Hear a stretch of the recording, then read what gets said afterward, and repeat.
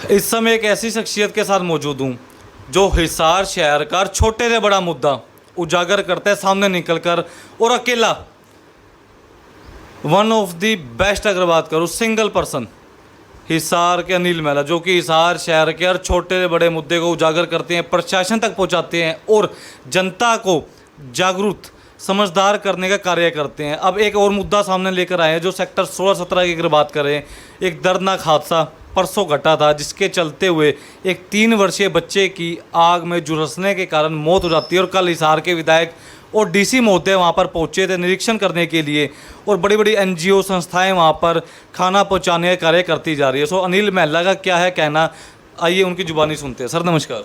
नमस्कार सर। अनिल जी, जो एक बड़ा दुखदायक घटना घटी थी हिसार के सेक्टर 16-17 में, उस मामले को आप किस प्रकार देखते हैं? ऐसा सर, पहली बात तो ये जो बहुत ही दर्दनाक दुर्घटना है, इसमें कोई शक नहीं है। ये त्रासदी है किस्म के उन लोगों के ऊपर, बल्कि ये कहा जाए कि आप सभी को हिसार निवासियों को पता है कि मैं हर सरकारी अवैध कब्जे अतिक्रमण के खिलाफ हूँ। तो मैं सीधी सी बात हूँ, जोगियों के खिलाफ भी हूँ। इसीलिए मैंने 13/10 को सीएम विंडो को लगा दी थी कि भाई ये जितने सेक्टरों में झुग्गियाँ हैं वो हटाया जाए। और मैं सिर्फ वहाँ की नहीं लगाई, कईयों के बहम है कि ये शायद झुग्गे नहीं, जो उन्होंने 25-30 फुट के रैंप बनाए हुए मैं उनके के खिलाफ हूँ। जो सर्विस लैंड 16-17 में बना रखा है ग्रीनरी के लिए, उन्होंने कट लगाए हुए हैं, उनके भी खिलाफ हूँ। मतलब रूल के खिलाफ हूँ, जो नियम के विपरीत जो भी कार्य है मैं उसके खिलाफ हूँ। तो मेरी संवेदनाएं तो उनके साथ है, इसमें कोई शक नहीं है। लेकिन मैं वहाँ झुग्गी मतलब किसी भी सेक्टर में मतलब होनी नहीं चाहिए। ये इसीलिए मैंने एसपी महोदय को लेटर लिखा है कि इसका सीधा सीधा जिम्मेवार नगर सुधार हुड्डा का प्रशासक व संपदा अधिकारी है। इनके खिलाफ 304, 306, 302 जो भी मुकदमा दर्ज होना चाहिए इनके खिलाफ होना चाहिए, क्योंकि ये शिकायतों पे कार्रवाई नहीं करते। अनिल जी एक बात है, अब गरीब व्यक्ति झुग्गी बस्ती वाले, ठीक है, अनिल जी भी कह रहे हैं संवेदनाएं मेरी भी उनके साथ, जो भी उनके साथ हुआ गलत हुआ, बच्चे की जान गई, वो भी निंदनीय है, गलत कार्य हुआ। पर कहीं ना कहीं जी वही भी करे तो करेगा, क्योंकि पैसा है नहीं, लेंटर या मकान कहाँ से खरीदे, ये भी आप देखें बात है। सर ये किसने कह दिया पैसा नहीं है? काम नहीं करते वो। अरे आपसे ज़्यादा मतलब उनसे ज़्यादा गरीब तो वो हैं जो राजगुरु मार्केट में 10 से 15 हज़ार रुपये में लगे हुए हैं, जो 16-16 घंटे की मालिकों की सेवा करते हैं। घर पे महीने के बाद झुनझुना भी नहीं बजता उन्हें बजाने के लिए। उनके पास तो क्या है कि एक सिस्टम बना रखा है कुछ लोगों ने। एक बात बताओ, इतने एनजीओ इतनी धार्मिक संस्था वहाँ चल गई, आपके सामने है। रामचाट में एक बच्चे की दर्दनाक मौत हुई थी, जलकर हुई थी ना, नीचे ताला लगा दिया था, निकलने की जगह नहीं थी, अवैध निर्माण था, हाई कोर्ट के आदेश थे। तो ये जितने बड़े बड़े लोग हैं ना जो अपने आप को समाज सेवी कहते हैं, ये मतलब समाज सेवी कम है, मतलब निचोड़ते ज़्यादा हैं। सच्चाई तो देखिए है, कोई स्वीकार करे तो भी अच्छी बात है, नहीं करेगा मेरी सेहत पर कोई फ़र्क नहीं पड़ा। वहीं पे सिटी न्यूज़ वाली पे एक न्यूज़ देख रहा था मैं, एक बंदा कह रहा है कि हमने तुम पे 1.5 लाख लगा दिए। तो 1.5 लाख लगा दिए, क्या एहसान कर दिया भाई? आप बता क्या रहे हो? 1.5 लाख लगा दिए, 2 लाख लगा दिए, 3 लाख लगा दिए। और दूसरी चीज़, जो बच्चा एक्सपायर हो गया, जल कर मर गया, उसके प्रति तो संवेदना है नहीं। बोला गाड़ी का पेंट खराब हो गया, उसमें बोल रहा है वीडियो में, बोला गाड़ी का पेंट खराब हो गया वो आगजनी से, उस पेंट का इन्हें दुख है लेकिन उस बच्चे का दुख नहीं है। अब वैसे ये मदद करने लग रहे हैं। ये जितने एनजीओ जितने समाज सेवी जो पार्षद समेत है, ये उस टाइम कहाँ बच्चे की इस समय कहाँ चल गए थे? आपके सामने है। इनमें से कोई एक आया तो आप नाम बता दो। यहाँ ये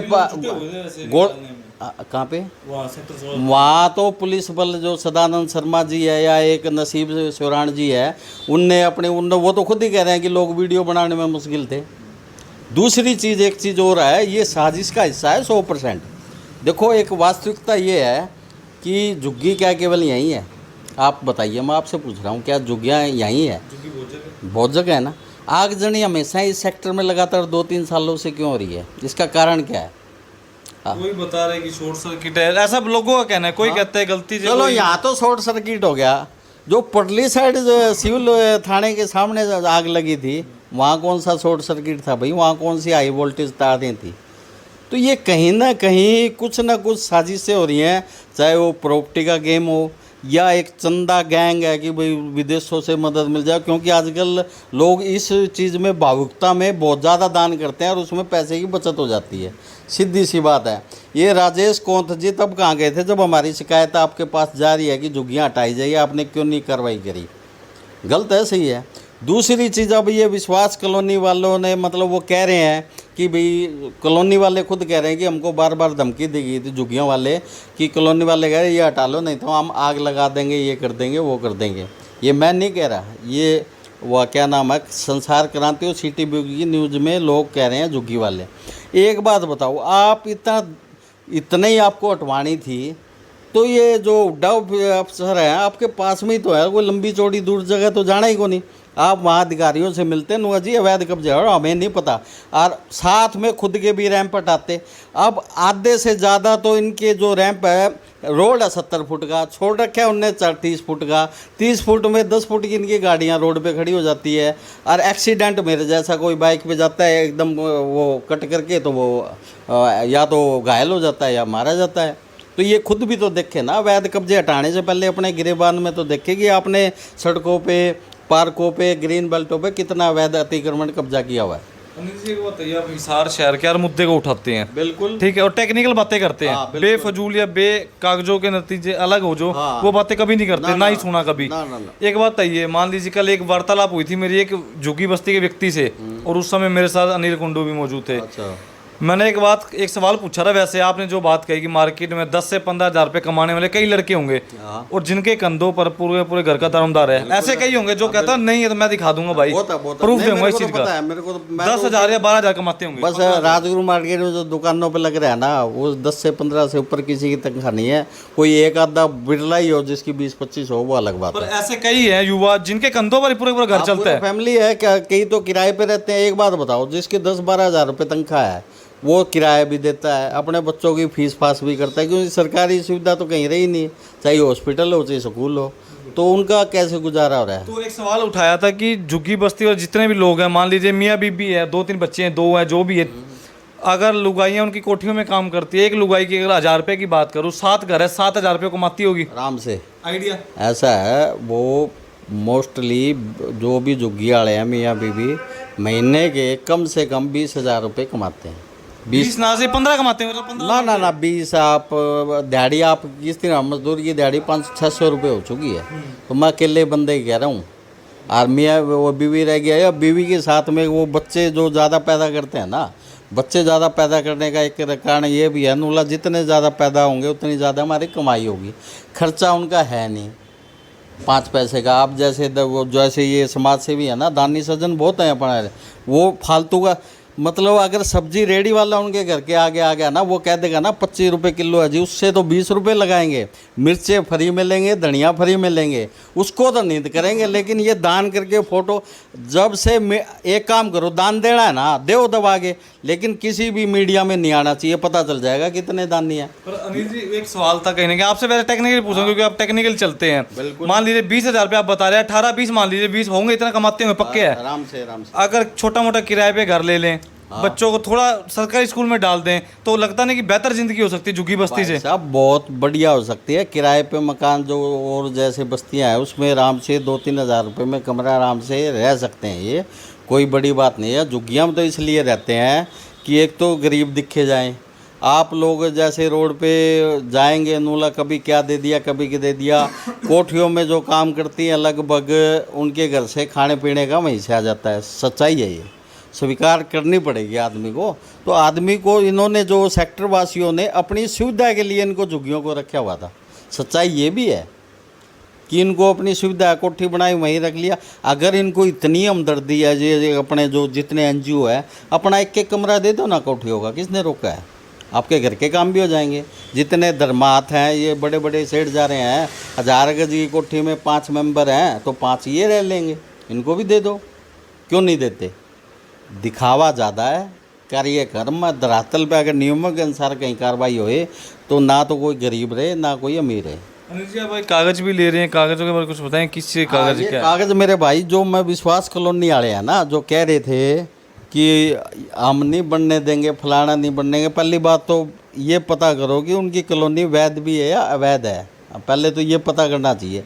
दूसरी चीज़ है, जो उस विश्वास कॉलोनी है उसमें 70% या 60% तो जो नगर योजनाकार विभाग है उसके कर्मचारियों के प्लाट थे। अब तो उन्होंने बेचे या नहीं बेचे मुझे नहीं पता, आप शुरुआत से देखिए। वो अवैध कॉलोनी वहीं से गए, ये लोगों का तो टेंडर लिए हुए हैं कि 12 अवैध कॉलोनी का अपने नाक के नीचे जो होने लग रहे हैं।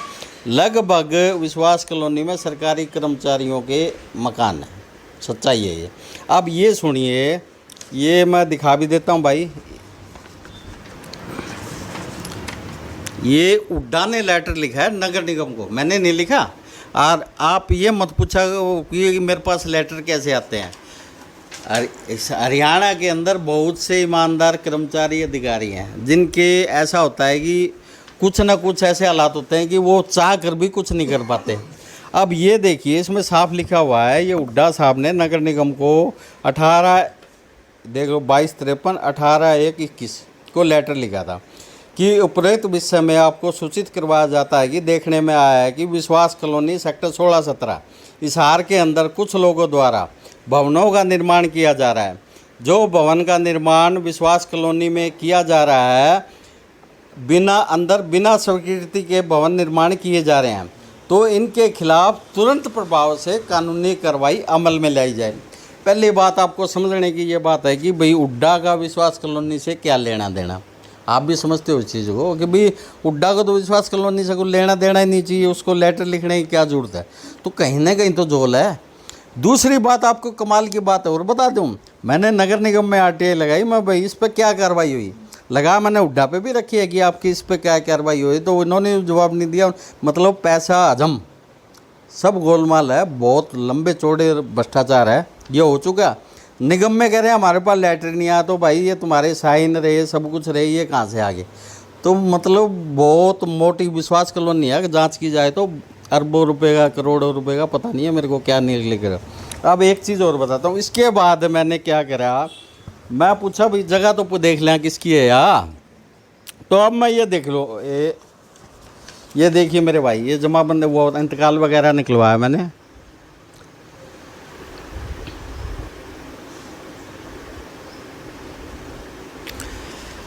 तो पैसे तो अपने लगे कोई बात नहीं, लेकिन जनता को जानकारी होनी चाहिए। इसमें लिखा हुआ है, ये जो शामलात भूमि नाम लिखा है, इसमें शामलात में लिख रखा है आध्यात्मिक संघ कोऑपरेटिव और अप हाउसिंग सोसाइटी द्वारा हिसार द्वारा यो फलाना दिगड़ा मुकड़ा जो भी है सेक्टर, ठीक है, छाबड़ा सेंटर मेंबर समराव। और ये जब मैंने इंतकाल पूछा तो ये लिखा है हरियाणा शहरी विकास प्राधिकरण वासीदे, तो इसका मतलब तो उड्डा की है ये।